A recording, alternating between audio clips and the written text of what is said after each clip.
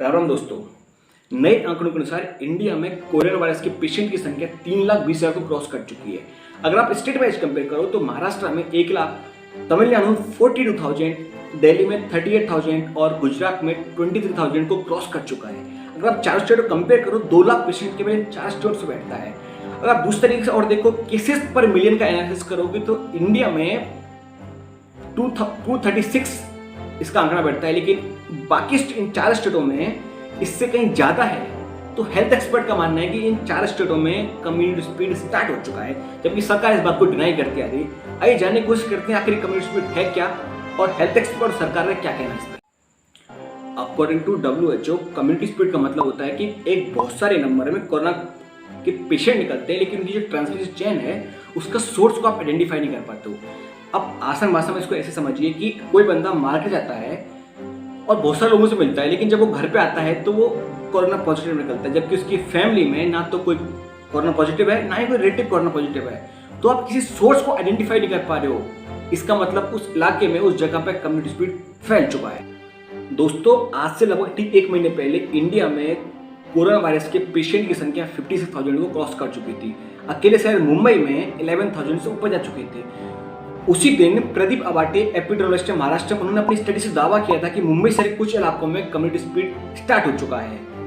इसी बात को दीप्तिसा, जो कि एग्जीक्यूटिव हेल्थ ऑफिसर है म्युनिसिपल कॉर्पोरेशन ग्रेटर मुंबई, उन्होंने इस बात को स्वीकारा था और उन्हें सरकार की आगे की जो तैयारी है उनको भी बताया था।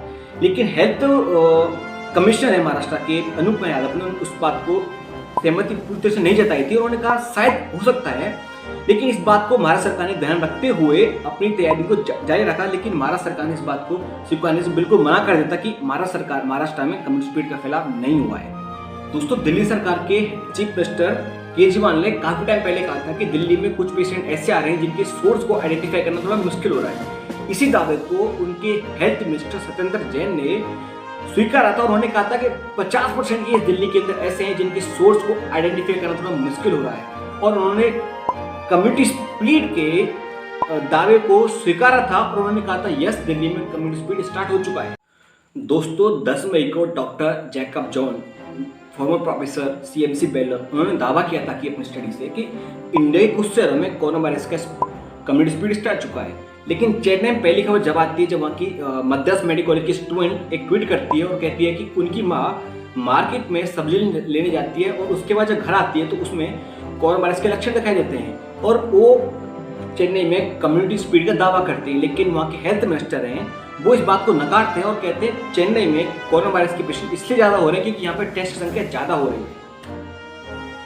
दोस्तों, 28 मार्च को हेल्थ मिनिस्ट्री इस बात को स्वीकारती है कि इंडिया के कुछ हिस्सों में कम्युनिटी स्प्रेड स्टार्ट हो चुका है। इसी बात को ध्यान रखते हुए ICMR एक सर्वे करवाती है जिसको स्टेट हेल्थ डिपार्टमेंट, NCDC और WHO इंडिया कंडक्ट करता है। उस सर्वे में ये ब्लड सैंपल लेते हैं और ब्लड सैंपल में IgG प्रोटीन डिटेक्ट करते हैं। उस सर्वे में 2 तरह के लोग शामिल होते हैं, एक तो जनरल एरिया के लोग और एक रेड जोन एरिया वाले लोग। और 11 जून को एक प्रेस कॉन्फ्रेंस करके ये अपनी रिपोर्ट बताते हैं। आइए देख क्या कहते हैं।